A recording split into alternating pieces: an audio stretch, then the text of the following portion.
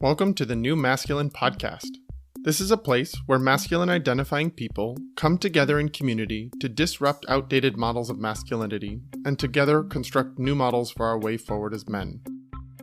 As a special note, while this conversation is between men, this podcast values all beings and seeks to create positive impacts for all. I'm your host, Travis Stock. I am a master life coach, an equus coach, which means I often partner with horses when supporting clients, and I'm a teacher. In my coaching work, I am passionate about the balance of masculine and feminine energies in each of us, regardless of gender. I seek to help others nurture a relationship with both types of energy, which often leads to a greater sense of wholeness.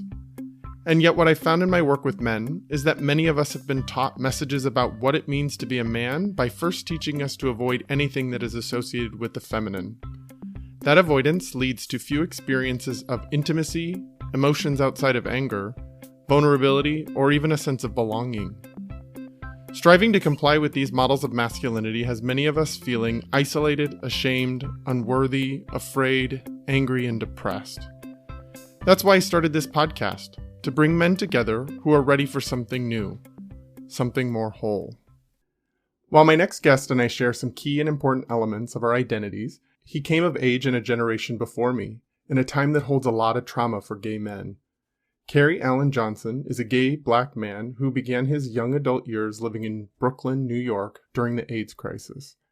His life experiences, the messages he internalized, and his understanding of the world are all source material for his recently released fiction novel titled Desire Lines.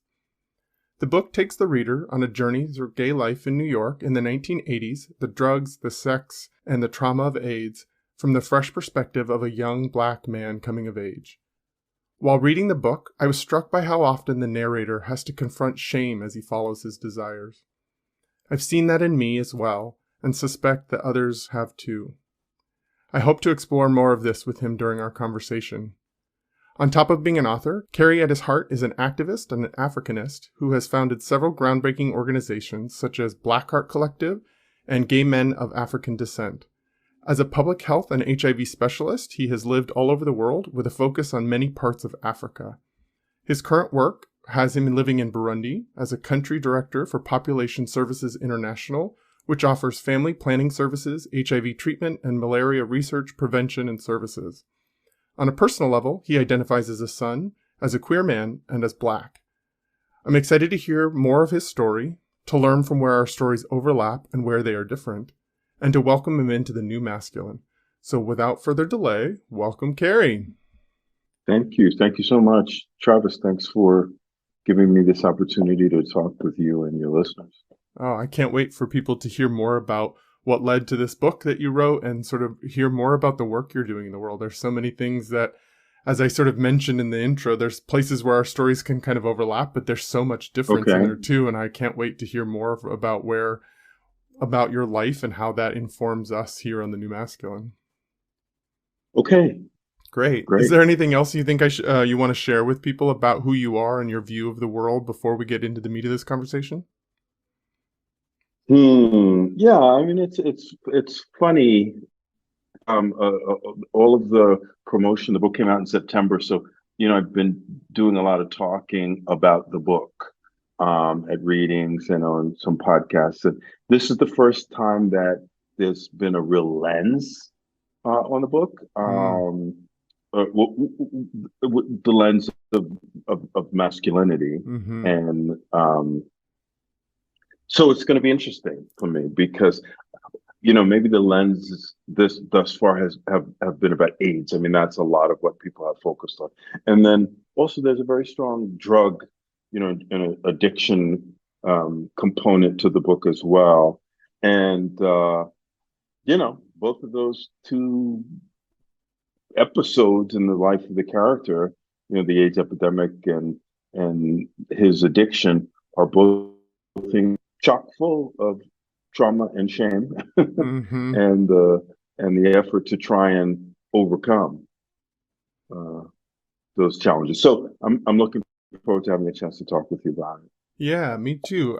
Because I see so much of the conversations I've already been having on this podcast have been around sort of how we all as men are navigating the world, what we're taught about ourselves, how we are taught about our emotions or our lack of emotions, how we're taught to navigate all those things. And so something as I was reading the book, sort of like the trauma of living through the AIDS crisis for the narrator, and the drug addiction that is about sort of escapism and moving through the unprocessed pieces of his life.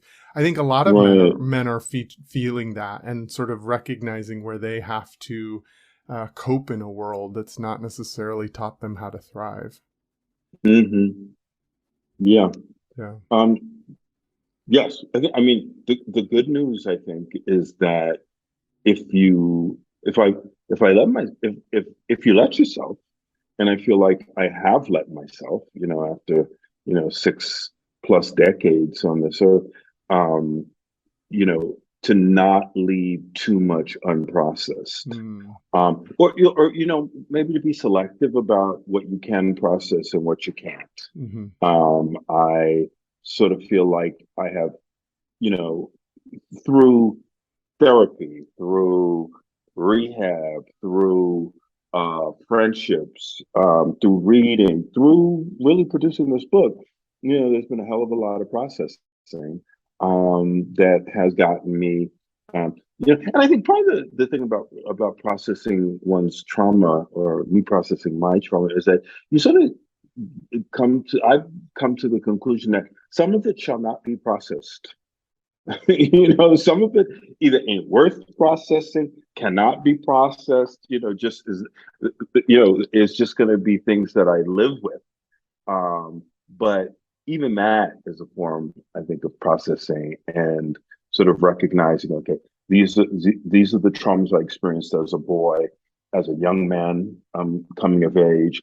I'm happy to talk about all of those things.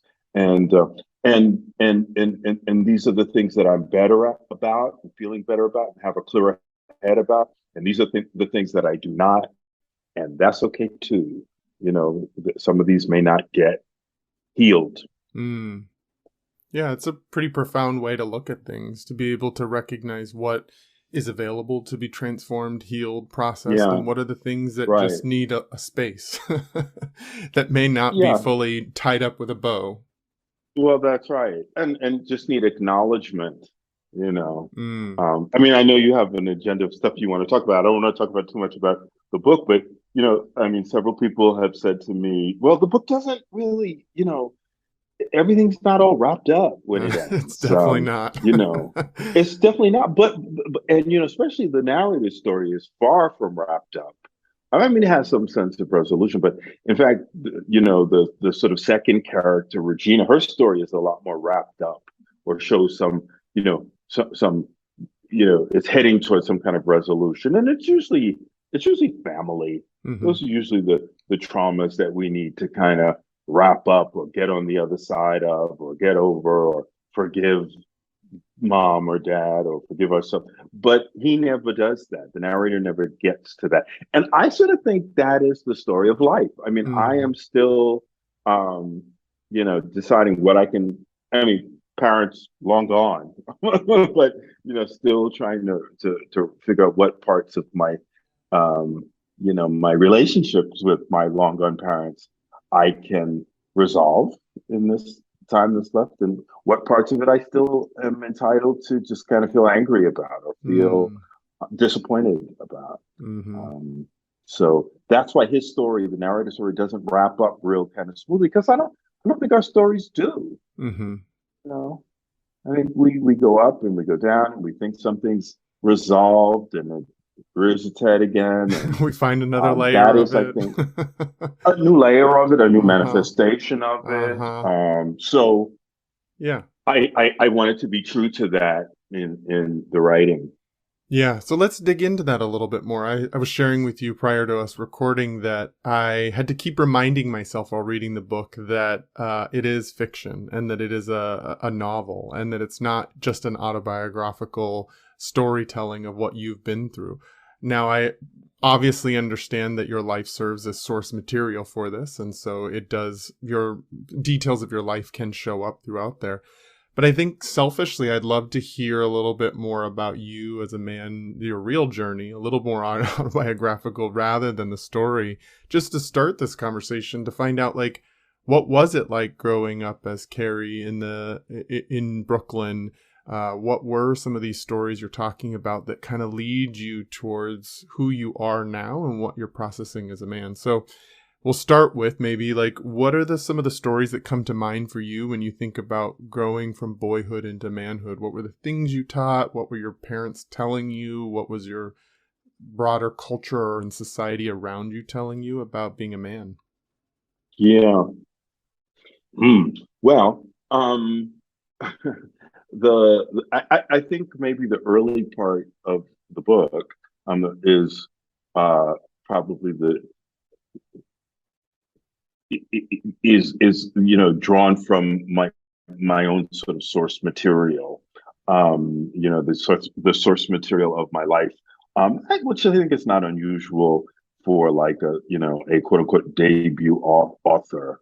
I put the quote debut. I put quotes around debut because it's sort of weird at 62 to be a debut anything. To me, to be a debutante at anything. But yeah, it's my first novel. But I've done lots of other writing over the years, and so I think the being a boy growing up in Brooklyn, it's part of what cannot be separated out is being a black boy growing up in Brooklyn, in the world, and being a black boy with inclinations towards other boys and men. I mean, those things became so, wrapped up in each other that they could not sort of be separated. Plenty of, I think like a lot of gay men, early childhood is kind of normal and wonderful. And if you've got a good family, and I did, you had a father who was very traditional black family, not religious in that sense, but traditional, hardworking, came up from the South, part of the Great Migration. Father worked, was in the army, mom was a nurse. Very, sort of lower, like sort of working class, background, and father who worked two jobs, and like these images, and I had my father had eight brothers, very big family. There were 16 in my father's family, and my mother had one brother, and so there were, and I had a brother, an older brother, so very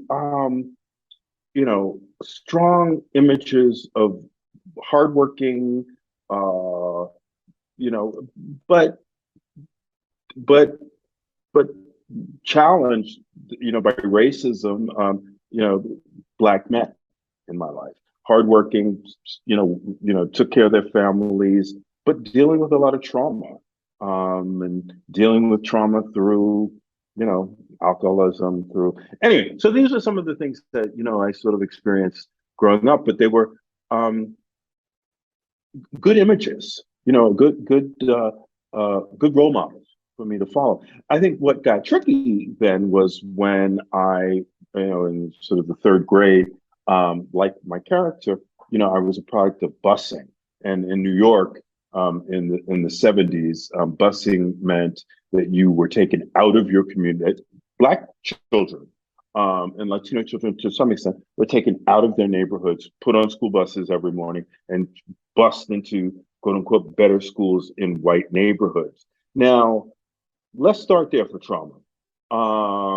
There's a whole kind of, message that's being communicated, to all of these, very impressionable young black boys and girls, on the school bus, that something's very wrong with what you're leaving, and but we're gonna save you from this. The state, is gonna save you from this, and put a few chosen of you, in white institutions. And so, it was really easy to identify with white people.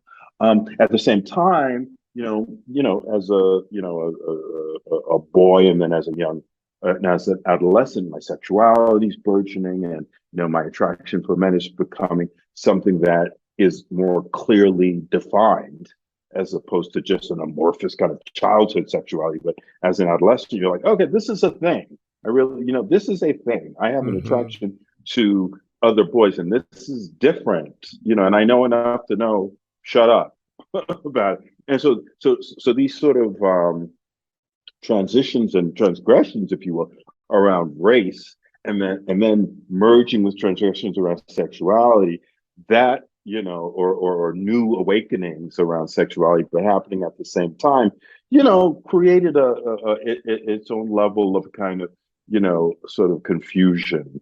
Um, and uh, who am I attracted to? What are my feelings about my own community? And then, of course, not understanding that, you know, queer, or we called it gay back in those days, sexuality was, you know, transversal, that it was something that was part of the Black community as well. But just, I mean, when all the first sort of, public, popular culture images of queerness came out, they were all white. Someone was mentioning the movie Making Love the other day. You probably don't remember that. I haven't seen it. Kate Jackson, and well, yours is probably in the late '70s, early '80s. It was one of the first kind of popular films, and the few images we had of gay people on television, they were, in films, and they were all white.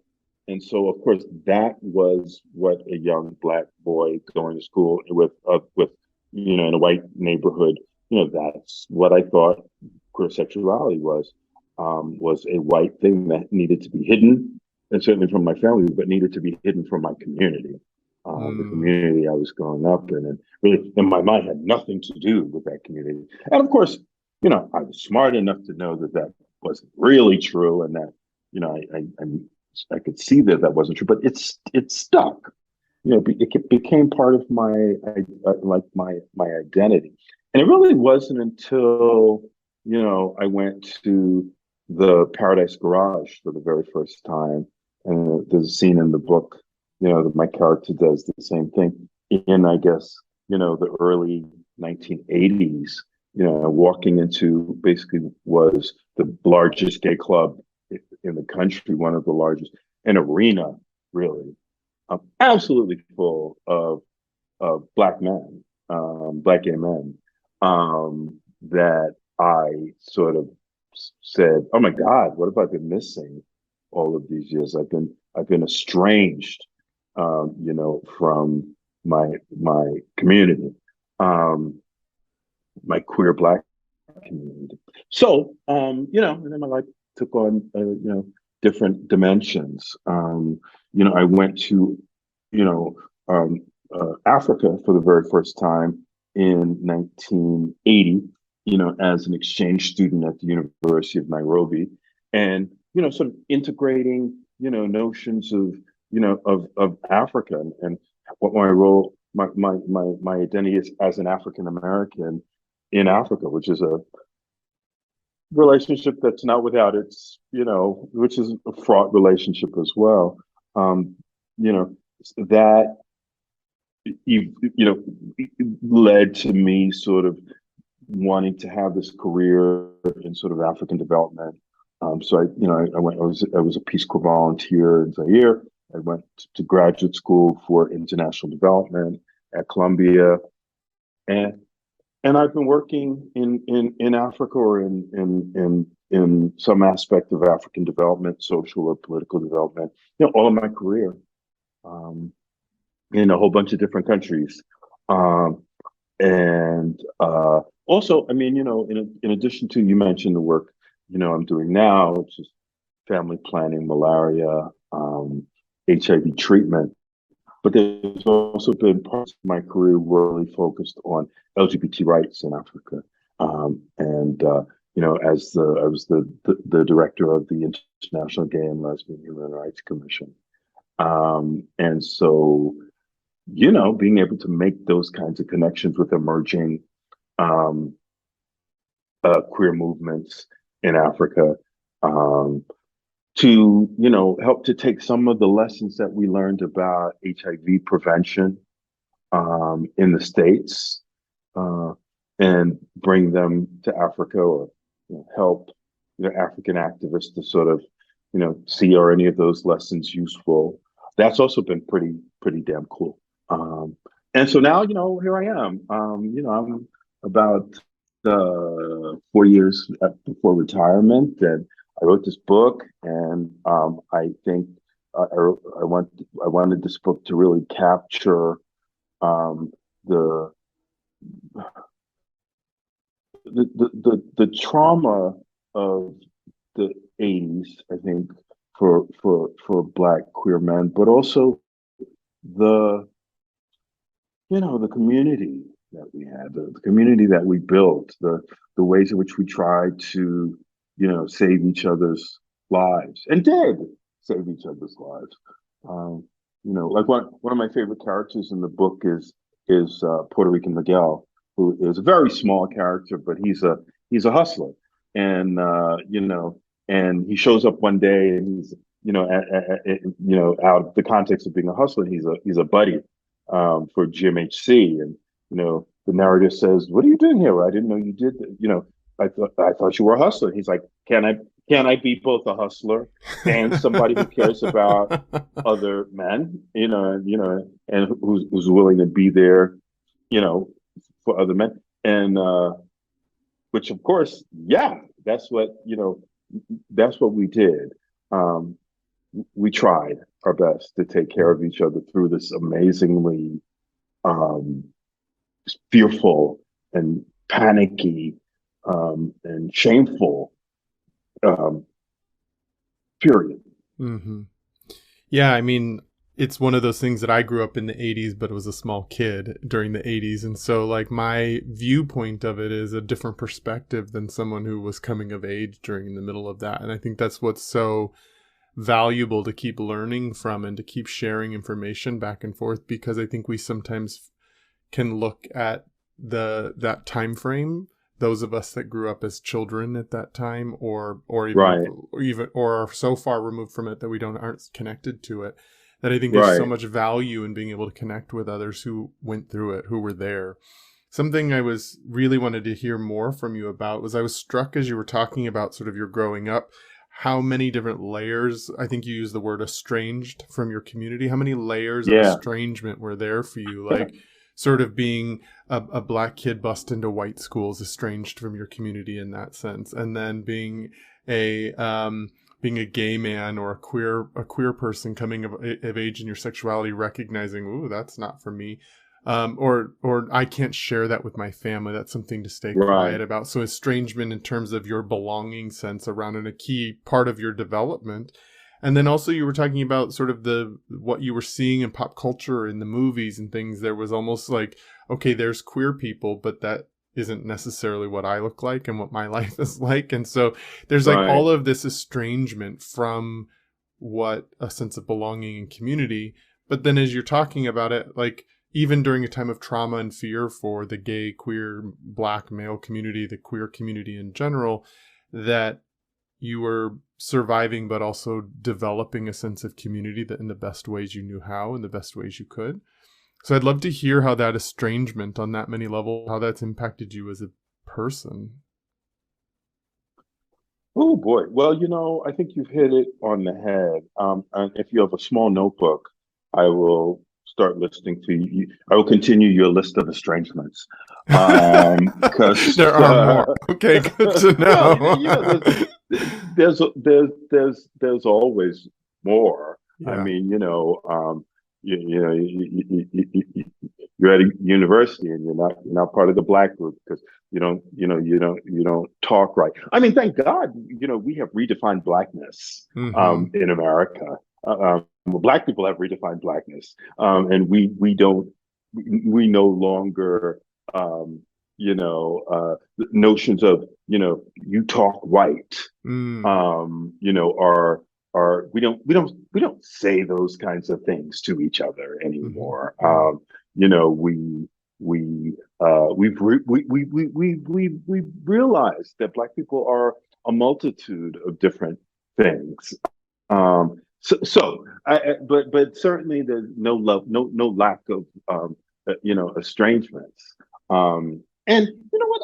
I sort of think that maybe I want to make it sound less painful for me personally, by saying a lot of people go through it. I mean, that's Mm. always my way of making it feel less like like I'm a walking case of trauma. But I feel like a lot of my life has been about existing with estrangement. Mm. Um, and I think the most talented, including myself in this group, but the most talented writers, painters, artists, they create out of estrangement. Mhm. Like if I look at some of the most talented, um, uh, Black playwrights, novelists, painters. Many of them who paint the most beautiful, stories and paintings about Black people. They are partnered with white people Mm. so often. So there's this estrangement.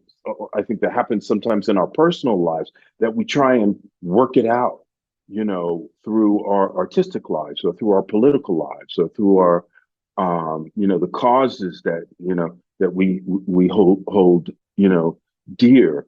Um, but I think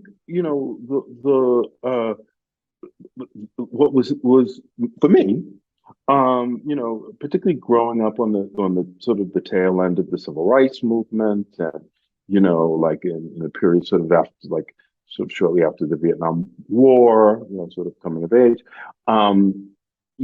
activism was, yeah, that's what you do. I mean, you get out there and you fight.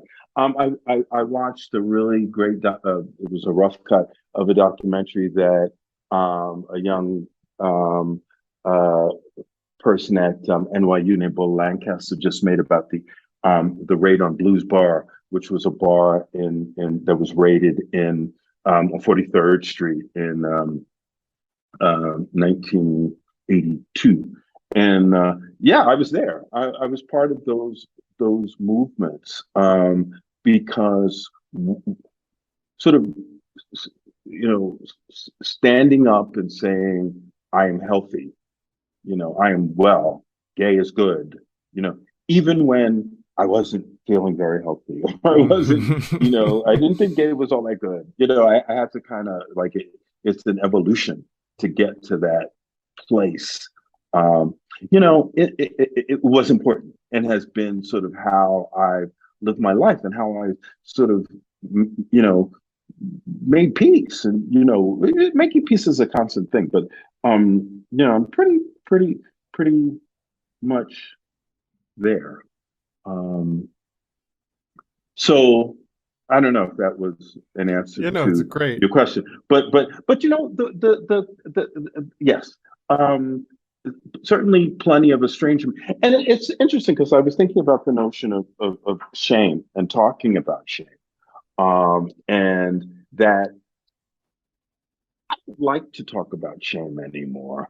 Um, and I was saying, like, why? Why is that not, and I realized it's because I'm ashamed to be ashamed.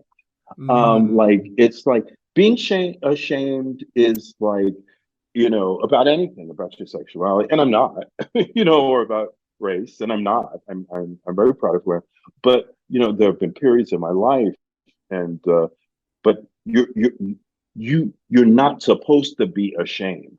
You're supposed to be evolved and healthy. And we've done all this work, so you don't have to feel shame anymore. But you you still feel it sometimes. And there's a line in the book where, of course, this was set in the 80s, where one of the characters is gets diagnosed as with AIDS, and the narrator says, I'd be lying. He's talking about it. Anita Bryant and all of the religious leaders and political leaders who were saying that AIDS is retribution, is God's punishment for men behaving like women, or men not behaving in how men are supposed to behave. And he says, I'd be lying if I said that in my darkest moments, in the middle of the night, I don't wake up and ask myself, is that not true? And of course, then he shuts it down, because you can't believe that. That's what everyone who's telling you, how they want you to think. It's and with capitalism, what sort of cultural hegemony, sort of misogyny wants you to have those kinds of beliefs, and it's a struggle. You have to fight it. Mm-hmm. Yeah, I mean, I think what you're pointing out, I love that you make the connection between all of these isms, the sort of, or the misogyny, or the capitalism, or the way our gender socialization. All of these things are trying to mold us and narrow us to fit into certain prescriptive boxes, and sort of that can be both helpful and harmful at the same time. In many ways, it can allow us to learn how to be in relationship and community and belonging a little more easily, but it also can really sort of grind down the uniqueness, the authenticity, the genuine expression of human beings. And I think there's something really harmful about that. And so I do think that's a common thing. I don't know what it's like to be a heterosexual man in this world, but I do know, like, I think a lot of men are really coming into that place where we are trying to challenge, like, well, the messages we've learned about, well, this is how a man is supposed to behave in this world. This is like the kind of roles a man plays. This is the way a man navigates his emotions. This is a way. And so I think there is that sort of existential crisis that each one of us hits at a certain point, which is around, like, am I living up to what that culture taught me I needed to be? Am I matching those markers of success, of those other things? And then when you've got a pandemic and the AIDS crisis coming through, and at least initially targeting one community, it's hard not to then create stories that align with what you were taught your whole life, and what people are preaching and talking about still in our culture about us as people. It's hard to not. It's hard to see through those messages of what you were told versus what you are. That's right. It's hard to see through them, and you got to forgive yourself when you have those lapses. Like the character says, I'd be lying if I didn't say, that I thought that. And I'd be lying, Cary Johnson, sitting here talking to you. We'd be lying if I said that I do not still, eroticize and glorify and eroticize. Let's come back to that one. Tradition, because that's, come on, that's the beginning of it all. No traditional notions of masculinity. Like as we were getting ready, as I was, you and I have been planning this for a few weeks, right? I was like, oh, what the hell am I gonna say? Because, like, I'm not, I'm not really much on polyamory. I'm not really much on, I still, my pronouns are still he, and him. I haven't, evolved around that. Though I use, I pretty consistently use they and them when I'm talking about, even, when I'm talking about other people. So I'm trying to evolve around it, but I grew up in the 70s and the 80s, and I it was a big deal for us as gay men, I think Black men in particular, but I think all gay men, to come out, to sort of embrace, openly, either to our families, to our, schools, whatever, to sort of say, I'm gay, right? And the way that I did it, and I think the way that a lot of men of my generation did it, was we said, I'm gay, but I'm still a man. Mm-hmm. You know, I I'm gay, remember but even I'm still, feeling that when I came out too, and I came uh-huh, out many years right. later. Right, right. Well, but because of course, the New York Post and the Daily News growing up in New York, every June, who would be on the, maybe not the cover, but somewhere in there would be, the gay pride, and you'd have, pictures of drag queens, you know, and that was ridiculed, and it was a joke to people who, straight people, or it was meant to be a um a sort of sort of humorizing of queer rights, Humorizing, but also sort of the continued hazing that we do with men all the time, which is to feminize men in some way as the yeah, biggest insult. right, So yeah, humor, but right, also that's what we do with each other as men. We call each other gay or sissy or fag, or yeah, just to like yeah. keep each other in that little man box. Yeah, yeah. Humorizing, trivializing, otherizing, because the picture on the cover of the new Daily News of gay men marching for the rights couldn't be traditionally masculine men, because that would be too much like, someone in your family. So I guess my point is that, like, so when I came out, it was really important to me to say, that's not me. I'm not, you're not gonna, quote unquote, see me in a dress. Yeah, though today you might, but not a I was dress, gonna but I say, certainly, has Cary Johnson worn a dress at this point? no, but I definitely, I've worn heels, uh, and I wear jewelry that some might consider feminine, and other, in my sort of more private moments in the bedroom, I definitely, explore other, cross-dressing and things like that. hmm. Did I just really say that on the podcast? I did.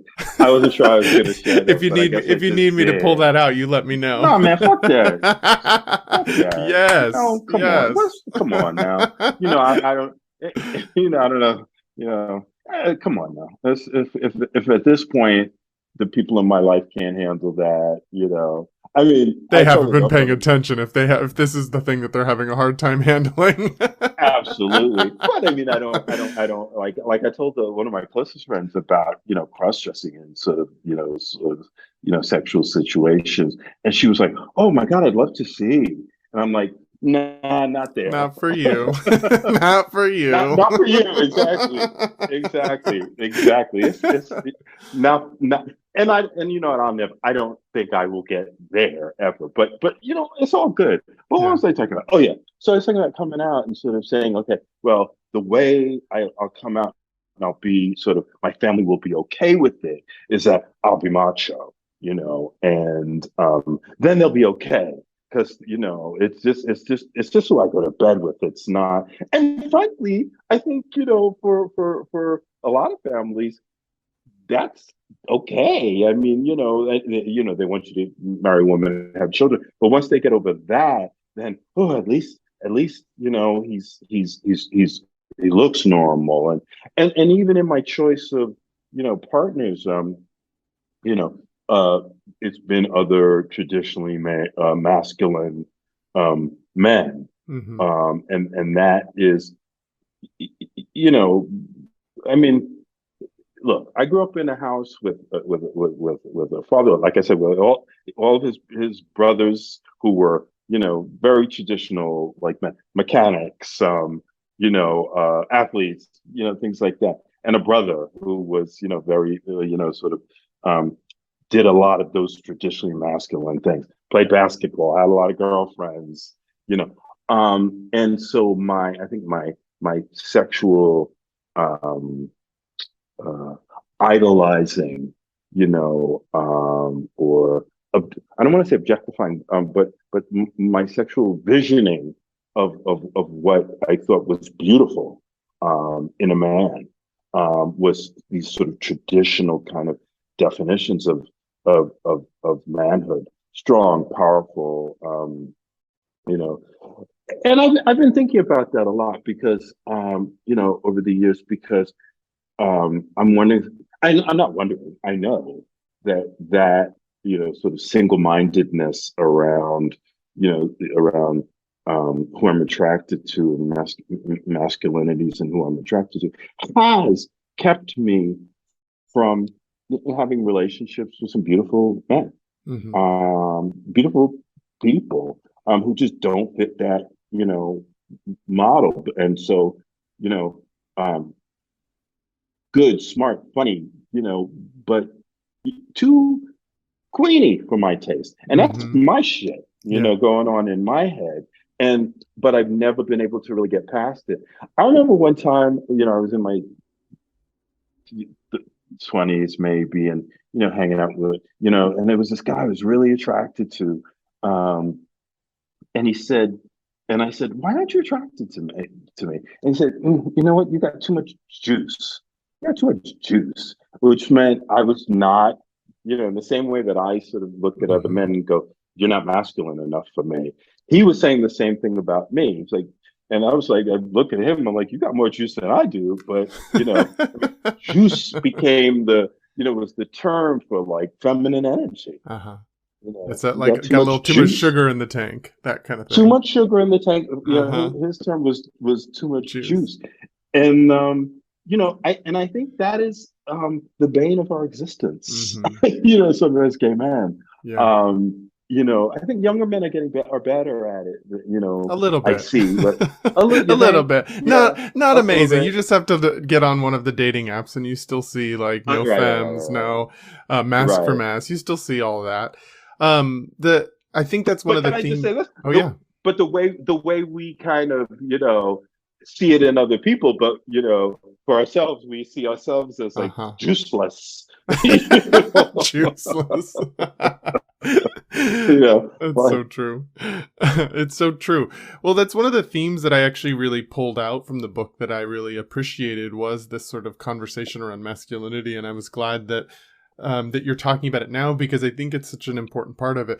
You talk about like your own envisioning, your own eroticizing of sort of traditional ideals around masculinity, but if you really look at it, our culture does that constantly. It might not always have as much of a sexual tone to it, but if you look at like all the men that are in big films right now, it's like superhero bodies, it's like superheroes, the rescuer. There's so much sort of yeah, idealization around a certain kind of masculinity that's out there. And right, so of course, we as gay men would be doing that to each other as well because our culture's doing that all the time. It's talking about which men are valid and which men aren't valid. And so, of course, we as traumatized boys who were taught to be ashamed of ourselves, who grew up feeling estranged, then right, then we're going to start doing that to each other. And then it is a lifelong journey to really be able to see the human in front of us rather than right. to see the gender socialization that we've been through. There's Absolutely.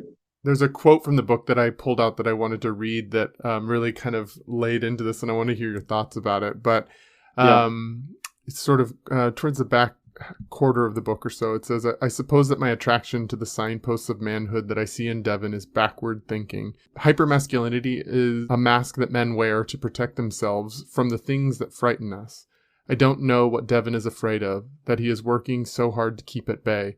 But he moves in the world in a way that won't let anything penetrate his shield.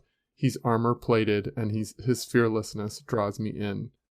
It's like Right, so what we're talking about right here. It's like right, this armor and this shield that is this thing that we've now be associated with manhood, and then we right. become attracted to that and eroticize it and Yep. and try to embody it at all times. But it's actually just an armor and a shield. It's not actually true. Like it's not real.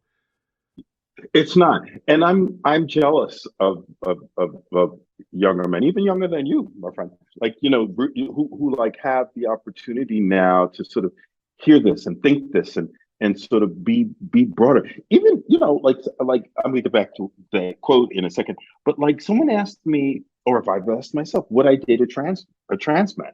And I know the answer. I know what the answer is supposed to be. Like I'm a progressive, I mean, the answer is supposed to be, of course. Who cares? Who knows? Why would that even be an issue? You know, but I mean, I know that that would still take some work on my part. And it's, you know, but I'm just saying it out loud, so that, so that it can be talked about. And we don't have to be ashamed of being ashamed. We don't have to be ashamed of, that there's still stuff for us to work out, and sometimes it's worked out generationally, as we evolve as a people. But, yeah. But it's funny that quote because I had another quote from the book I was going to read, but it's very similar. You know, Devin is kind of Devin is the character that he meets, and Devin is the answer to all of his dreams. Because Devin is he's a homo thug. He's a Banshee boy. He's a hard rock, the terms that we used in the 80s and maybe still used these days. He's on the DL, Mm-hmm. all of these terms that, as soon as you say them, for a lot of gay men, your dick gets hard because it is being not gay. It's being available and attractive to other men, but like not being gay. You're this other kind of thing, You're and that passable. is You like got no juice. you'll keep your juice under wraps, or you're not clockable. I Uh-huh. think is the Yeah. is a term that was used not too long ago. You're not clockable. No one's going to clock you if you go out, and that is was at one point extremely desirable. I think it still is, but definitely in need of questioning. And it's interesting because that quote is an interesting quote. But there's a quote earlier in the book where he's examining, and that's what I like about my narrator is that he's pretty fucked up, but he's examining stuff, Mm-hmm. Yeah. and like he's like, why am I attracted to white men? And I mean, I think that interracial relationships, God bless people who find love where they find it, like Mm-hmm. but I think what is sometimes troubling is that they go unexamined. Like what is it about white men that so many black men find it attractive to the exclusion of finding other black men attractive? And there's a quote earlier in the book where he says, "I don't know what it is," and he always sort of says, "I don't know," but of course he knows. We also, I don't know, but we know. Um, it's the way they move through the world. Mm. They move through the world with ease and with power and with Privilege. not even with not even assuming that there are going to be obstacles, in front of them. I mean, black men move through the world, particularly black men of a certain class and of a certain age, with this anticipation that right around the corner there's going to be an obstacle of one Yeah. kind or Yeah. another. Yeah. It may be a financial obstacle, or it may kill me in the form of a policeman, with a gun. But there's like all these obstacles in my life, and for gay men too. There's like, what's gonna happen next? Like, so my narrator, I think a lot of us we're attracted to folks who can breathe, right? Who seem to be able to live without um, uh, or without expecting obstacles. Um, and yeah, and Devin, and of course, without telling too much of the story, Devin proves to be, a fantasy, Mm-hmm.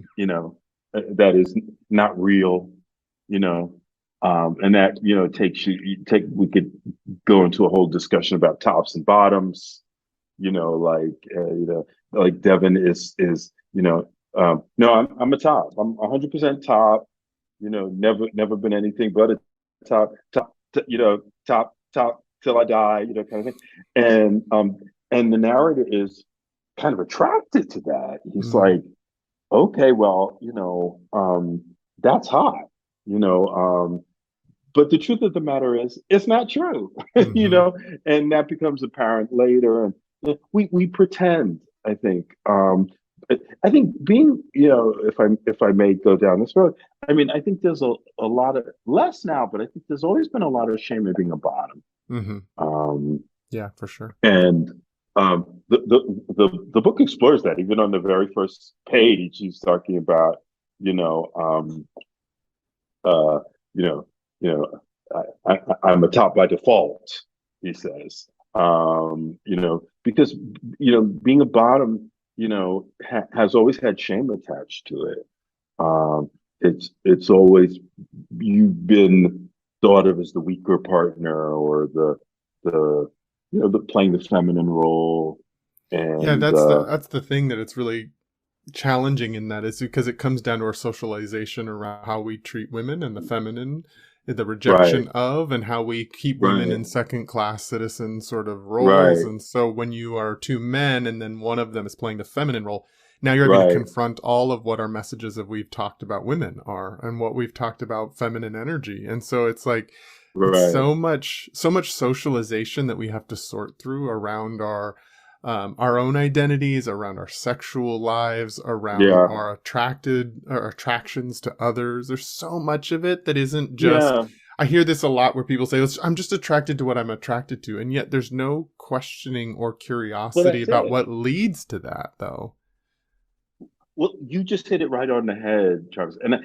And I think that's kind of what I mean when I say some things just ain't gonna get resolved. But they're not. Like I'm not gonna not be attracted to, you know, uh, uh, you know, traditionally someone who falls within a certain parameter.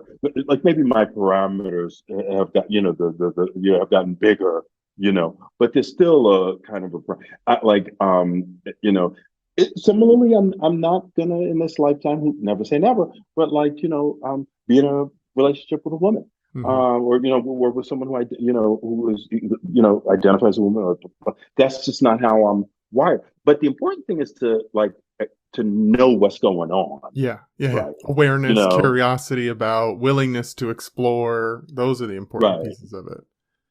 Exactly. And willingness to be honest with like someone else, Yeah. about what's going on. Frankly, that guy who told me you've got too much juice, he helped me in a way because he was honest and he was saying, oh, it's not that I just came out of a relationship, or the million, or yeah, I'm not ready for the millions of things that we tell each other about why I don't love you. But he told me his honest truth, and I mean, we all have to have our no. The important thing I think is to know what your truth is. To challenge it to the extent that you want to not, I don't know. I think, I know there's a lot of discussion in the movement now about, fat phobia Hmm. and, you know, um, like body image and stuff like that. And a lot of fat people gorgeous and beautiful and um and I respect that. And I think people need to be owning their beauty, and a lot of people are, whatever you're attracted to. I think whatever I'm attracted to, wherever I'm attracted to, as long as I understand what's going on, and as long as I don't put those people in too much of a trick bag. For Hmm. example, like I might be attracted to someone who's traditionally masculine, whatever that means, dresses in a certain kind of a way, but like or has speaks in a certain kind of way, But I would never want to stop somebody that I'm in a relationship with from telling me when he feels weak, Hmm. or crying. Like I think a man crying, you know, my God, that is the most beautiful thing. I mean, when a Hmm. man can, you know, I mean, we used to have this thing when I was in my 20s that, like how long can you be dating someone before they can say Miss Thing in front of you? Or and you don't want to see you if you're dating somebody, you really don't want to hang out with them and their friends too early, because everyday man at some point is going to say Miss Thing. But you don't want it to happen too early, because you don't want it to ruin your image of The of facade. this. Exactly. You need the facade. Or Uh-huh. I did. I did. I needed it to build this kind of eroticism and this sort of, but then, like, when you want to bring in, I would never want to stop a man from that I love from feeling like these are the moments that he can be weak, or not Mm. even weak, because weak is such a weird word, but these are the moments where he can, be strong enough to show his real feelings. And if it's sadness, pain, and that those things aren't going to alienate me. Hmm. In fact, they're going to draw me to you. Um, I think the key element in this is like being willing to be on to yourself, being curious about where things come from, but not to a point where you then lock yourself into the shame box where now every desire, every want you have is wrong. I think one of the key yeah, elements that I hear you talking about is like liking what you like, being attracted to it, having erotic experiences around that, but right, not overly fetishizing something so far to the point where then it dehumanizes the person, where they are only that thing and they are not exactly, a whole human exactly, with with vulnerability, with weakness, with sadness, right, with grief, with heartache, right, with all those things. Many right, those any of those can be applied to sort of like our traditionalized ideals of masculinity, to body types, to masculine versus feminine balance of energy. I think yeah, that trans folk have navigated that for a long time. Sort of like in some worlds, it's very fetishized and undercover, and becomes the only value that they have. And yet, these are right, human beings. These are people that are full expressions, that are valuable as they are as whole, not necessarily just for that one little fetishized piece of that certain communities go for. And so I think that's yeah, the key element, is to not allow that what you're attracted to becomes so blunt that you lose the rest of the nuance of the being that's in front of you, and then it takes away their consent to show up in the world as a whole person. yeah. Very well put. And I like when you use the term blunt. Um, it- yeah, that's a that's work. What you're talking about. Yeah. It's work to not. Hmm.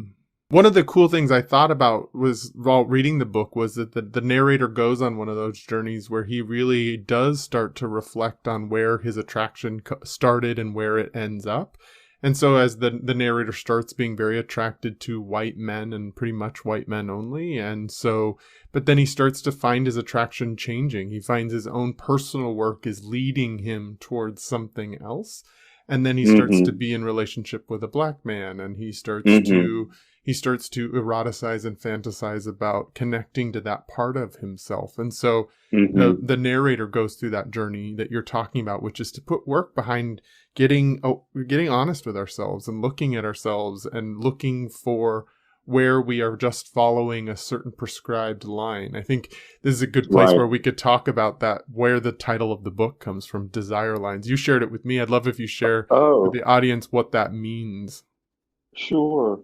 Um, I mean, I didn't, I was in a park one day.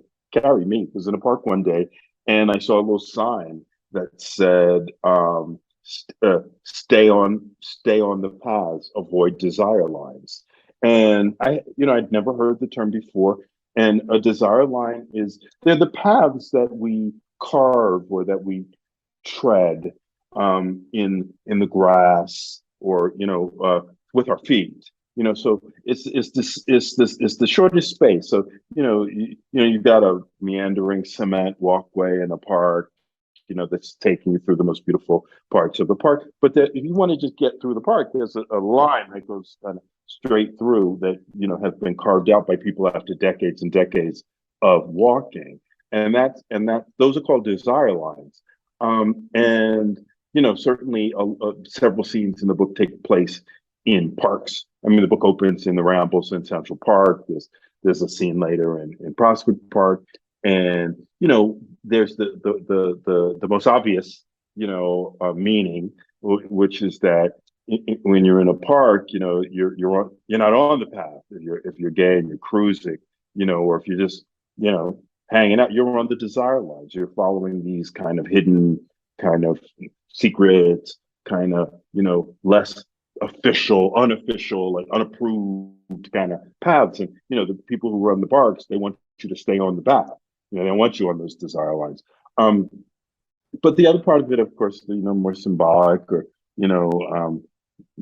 part is the notion that our desires take us off the straight and narrow, and that can be super exciting. And I think that's what the great artists of the world and the great thinkers of the world, they do. They follow their desires, and they create beauty and thought, and but following your desire line can be treacherous too. I mean, following a path that you don't know where it's going can lead you off a cliff, or can lead you into some dark place that you didn't really expect or hope that you were going to arrive in. And then what you're going to do. Because and I think and the narrator, he does that, like he follows his desires, and all desires are good, or not even good, that's not even the right word, but it is what it is. It takes you, the things that we desire, the obvious things like sex or drugs or your money or things like that. And then there are the less obvious things, like we desire to be seen, like we desire to be witnessed and recognized, and some of those things, sex, money, even the desire to be witnessed when we're not choosing the right witness, can take us into dark places that can be risky and dangerous. I mean, if we're able to pull ourselves back, and or find the path again, then we're lucky. And so that's what the title is about. I love that metaphor, and I appreciate you sharing the nuanced exploration of it, that it isn't just about necessarily screw the path and only follow the desire lines, because that can lead you into some tricky situations and dangerous situations. But it is also this interesting metaphor of how these pre-prescribed paths are given to us, and how often we are noticing the desire lines around us, but too afraid to follow them, to follow where they might help us create beautiful art or connection or belonging or something like that. Right. And sometimes it's for the better. I mean, I don't think we need to, at every moment in our life, go off on a desire line. I think, sometimes we do, Cary, sometimes I do need to just stick to the script, my friend.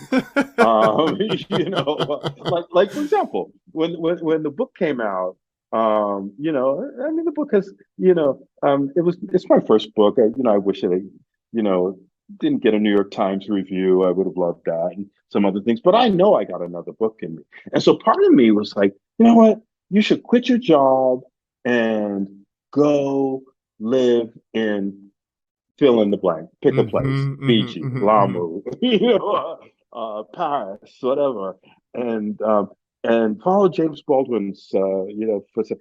And not time for me to do that at this point in my life. There's not that's not what needs to happen right now. There have been times when I've done kind of things like that, and they've worked out. They worked out how they worked out. But I'm here, and I'm still here to talk about it. So, but I think if you spend your whole life and you never get off the path, at least a little bit, I think I would advise you, everyone, to take a little bit of a detour, Hmm. from time to time. Yeah, I think especially in reference to the conversation we're having on the new masculine, I think that is such a powerful learning space when we as men go off the path, when we follow Yeah, a desire line here or there, and we allow it to develop something within us rather than to continue following this sort of rigid lane that many of us don't even really fit in anyways, but right, we're just trying to succeed in this world in the way that the world has taught us what metrics of success are. And so I think I think that is a beautiful invitation to sort of invite people to follow their desire lines more often, and with awareness, with consciousness, with making smart choices for your life. Like, do you really need to spend your whole savings on something that you want in the moment that isn't going to be necessarily that great right, later on for you? right. Maybe not, but there are places where we can follow our desire lines as a place, as a way of developing more of Right. ourselves. Spend half. No, it's funny. Spend half of it. It's funny you should say that because Kirstie Alley died. Uh-huh. You Just know, last um, night I read that.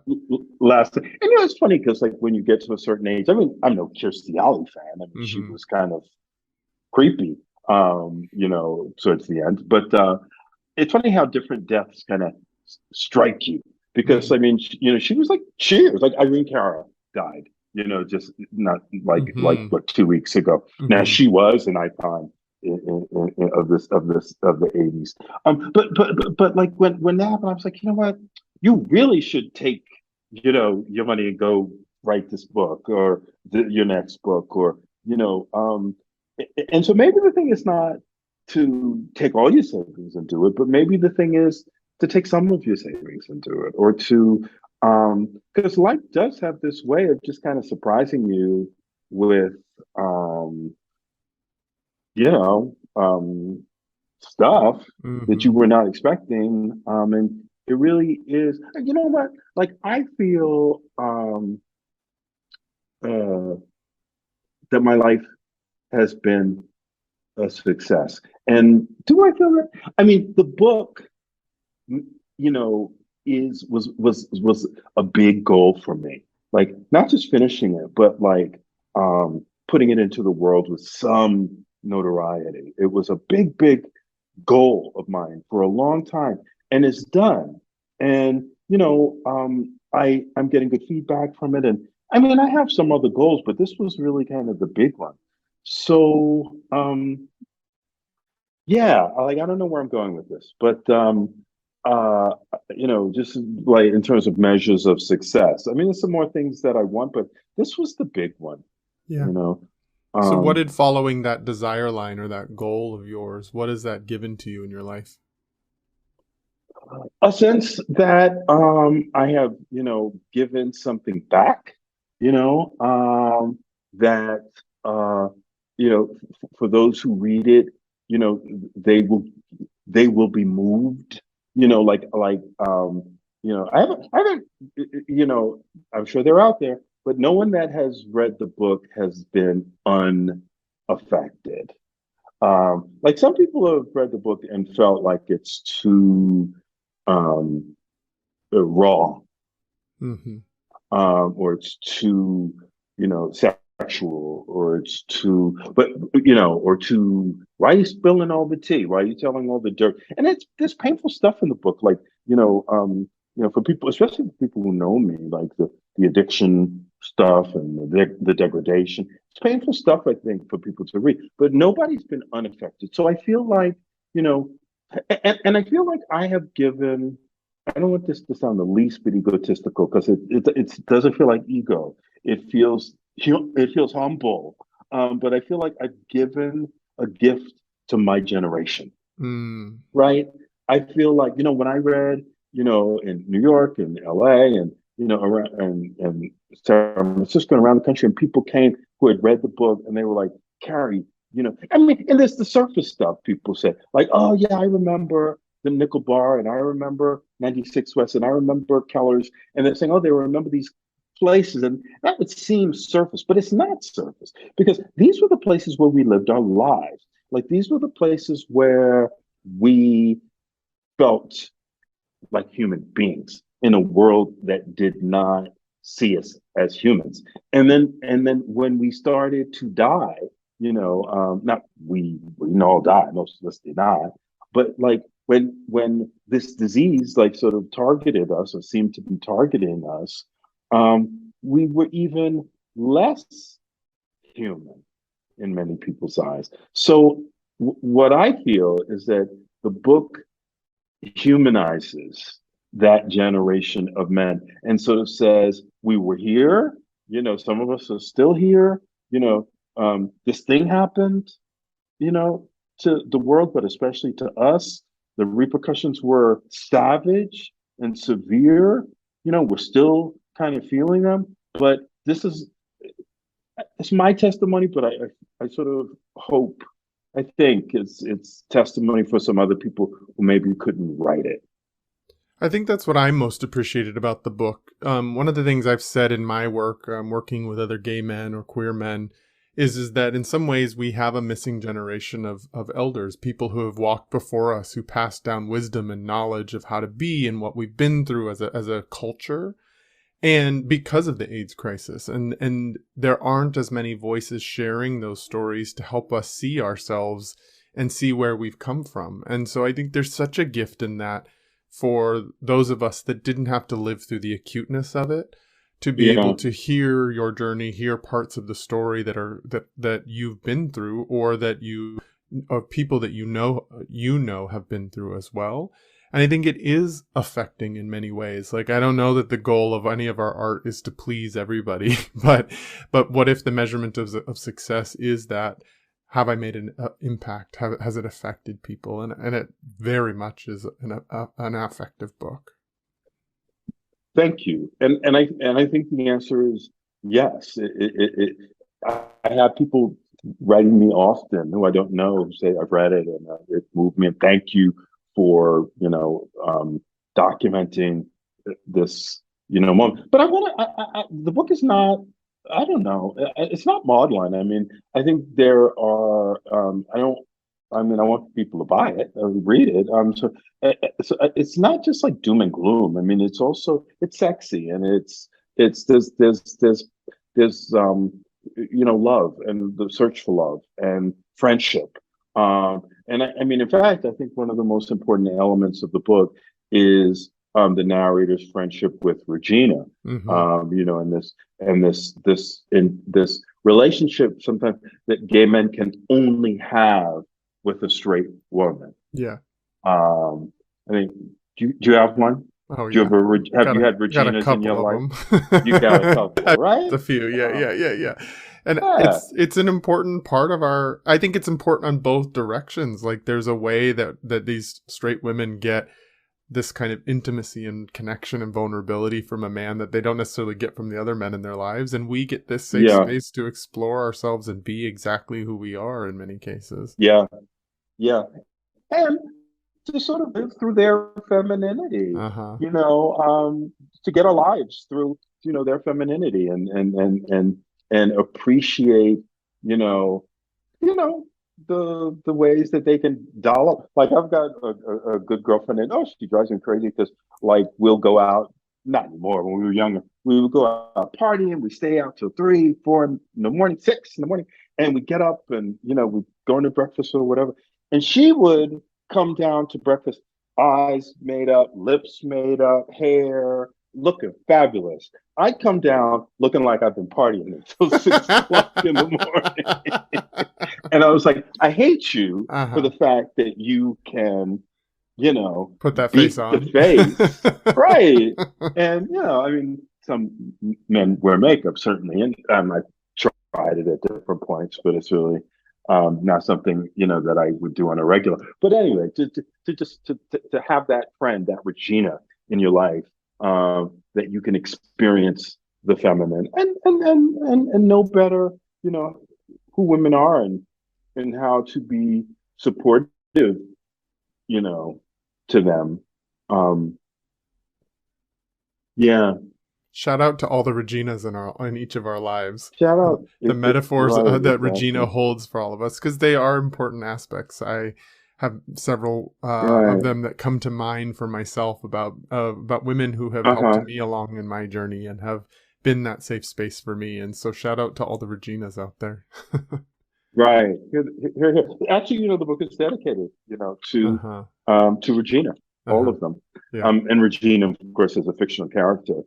But certainly I've had plenty of models, Hmm. before Regina's in my life. Yeah.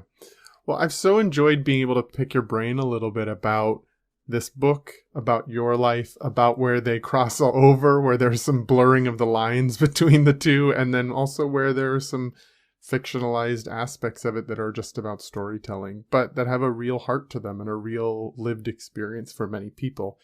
And I really appreciate you being able to share with me a little bit about the journey you've been on to sort of walk with that estrangement that you have felt your whole life in many different layers, that recognition that you can pack certain things up, you can process certain things, and you can and move on in a really healthy transformative way from it, and then recognizing where are those places that either aren't going to get there or aren't there yet, or that Hmm. just need more space to be as they are without needing to Mm. move into trying to fix ourselves all the time.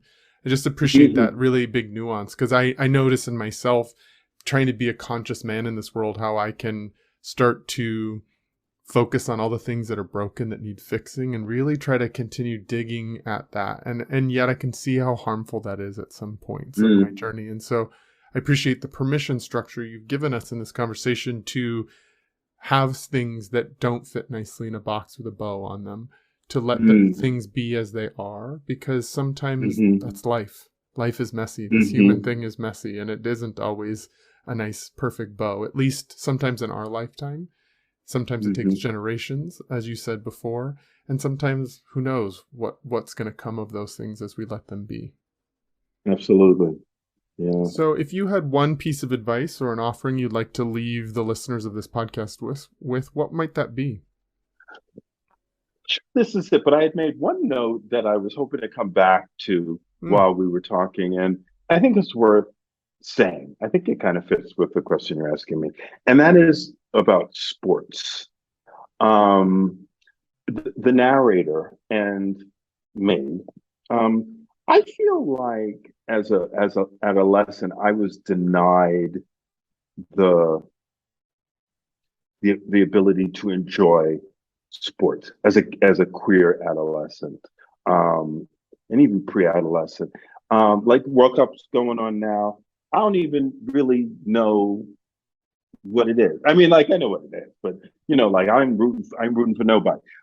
And I feel like I've been denied that. I think because as a queer kid, or even a kid who's not queer, but is not traditionally masculine. I was told, the messages were coming. You're a sissy. You're a fag, and that equals you're bad at sports. You don't know how to throw. You don't know how to throw. That was a big one. You don't know how to throw a ball. mm-hmm, And you mm-hmm, know what? I didn't. But I never said to somebody, "Can you throw? Show me how to throw a ball." Or like a gym teacher never came to me and said, "Let me show you how to throw that football." I don't think everybody.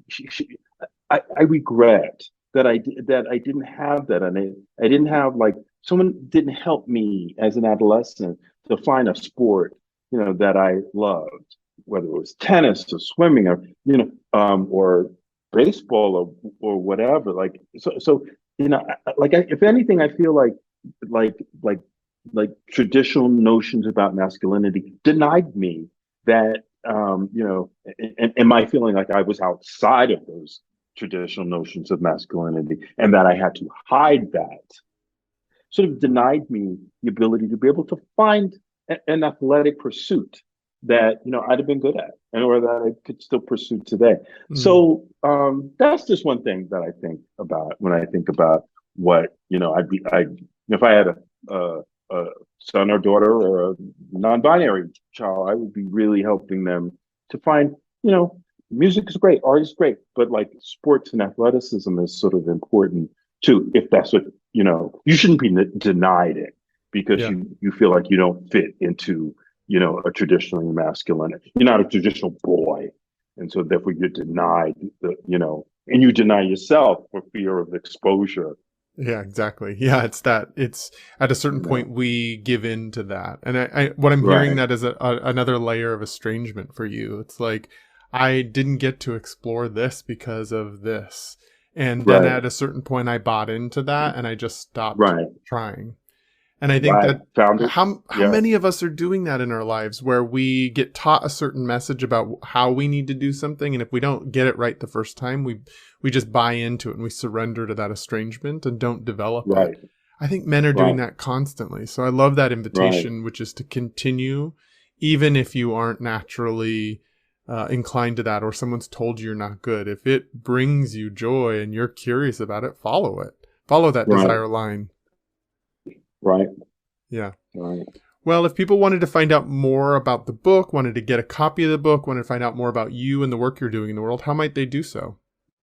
Sure. Okay. Thanks. My website is pretty simple. CaryAlanJohnson.com. Cary, Cary, Alan, Alan. My Instagram handle is Johnson Desire Lines. The book is available on Amazon in both paperback and Kindle versions. And I'm on Facebook, Cary Allen Johnson. So, those are my social media spaces. I'm not on Twitter. Me I neither. It's was, okay. but I'm one of the ones who canceled my account. You But bailed, huh? yeah, so It's an so interesting so time, a please, good time to bail. I bailed, and that's Yeah, why I bailed. But please, like I'd love to, talk to people more individually about the book or any of these topics. beautiful. Well, I'll make sure that those links are put in the show notes so that people can easily access them as well. Well, I just so Okay. appreciate you making the space to talk to me all the way from Africa. Thank you for being up in your evening so we could have this conversation today. Yeah. And I just so appreciate the book you wrote. As I said before, it really did touch me in a strong way, and it did. It's something that I, as a young gay man, crave a bit more of, is to hear the stories of people that have walked before me, to hear about what their journey was like, to know their stories of trauma and fear. I think it's sometimes easy to feel kind of wrapped up in my own stuff or in our own stuff as people, and to hear Yeah. someone else's story that has some crossover but also has a lot of difference is a really powerful way to grow and learn and expand as a person. So thank you for the work that you put into that, for navigating the publishing world that can be so complex and Yeah. challenging, to put this piece out into the world. I do think it is a gift, as you said before, to many of us. So thank you for doing that, and thanks for being a part of this conversation. Thanks for having me. Yeah. If you want to get in contact with me, you can go to my website at travisstock.com. You can find me also on Instagram at Traver03. And if you're interested in supporting the mission of The New Masculine, you can find me on Patreon. It's patreon.com/The New Masculine.